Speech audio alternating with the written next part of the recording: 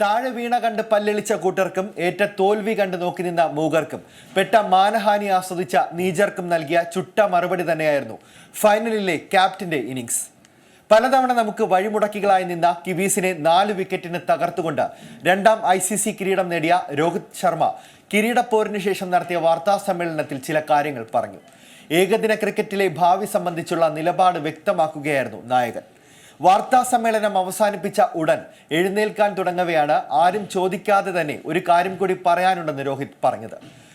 ഞാൻ ഏകദിനങ്ങളിൽ നിന്നും വിരമിക്കാൻ ഉദ്ദേശിക്കുന്നില്ല. കൃത്യമായ സ്റ്റേറ്റ്മെന്റ് ആയിരുന്നു അത്.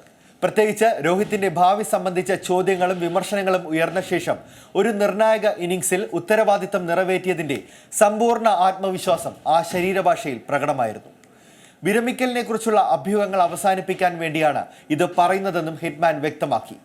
ചോദ്യത്തിനുള്ള മറുപടിയായല്ല, മറിച്ച് സ്വയം പ്രഖ്യാപിക്കുന്ന രീതിയിലായിരുന്നു രോഹിത്തിന്റെ പ്രതികരണം എന്നതാണ് ഇവിടുത്തെ ഹൈലൈറ്റ്. കാര്യങ്ങളെല്ലാം സാധാരണഗതിയിൽ മുന്നോട്ട് പോകും. ഭാവി പദ്ധതികളെക്കുറിച്ചാണെങ്കിൽ അങ്ങനെ ഒരു പദ്ധതിയില്ല. വരാനുള്ളത് വരുന്നിടത്ത് വെച്ച് കാണാം, അതായിരുന്നു രോഹിത്തിന്റെ മറുപടി.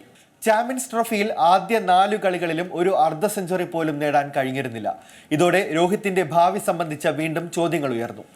ഓസ്ട്രേലിയക്കെതിരായ ടെസ്റ്റ് പരമ്പരയിലെ ദയനീയ പ്രകടനം, പിന്നാലെ ചാമ്പ്യൻസ് ട്രോഫിയിലെ നിറമങ്ങൽ, ഇതെല്ലാം വിമർശനങ്ങൾക്ക് വഴിവെച്ചു.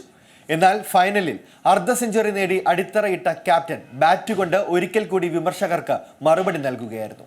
തടി കൂടി കളി മതിയാക്കൂ എന്ന് ഉപദേശിച്ചവർക്കെല്ലാം അങ്ങോട്ട് മാറി നിൽക്ക് എന്നുള്ള മറുപടി കൂടിയായിരുന്നു കിരീട പോരാട്ടത്തിലെ രോഹിത്തിന്റെ പ്രകടനം.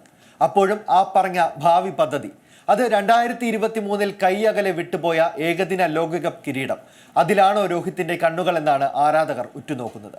ഏറ്റവും പുതിയ വാർത്തകളും വിശേഷങ്ങളും വിരൽ തുമ്പിലറിയാൻ സീ മലയാളം ന്യൂസ് എല്ലാ ഡിജിറ്റൽ പ്ലാറ്റ്ഫോമുകളിലും ലഭ്യം.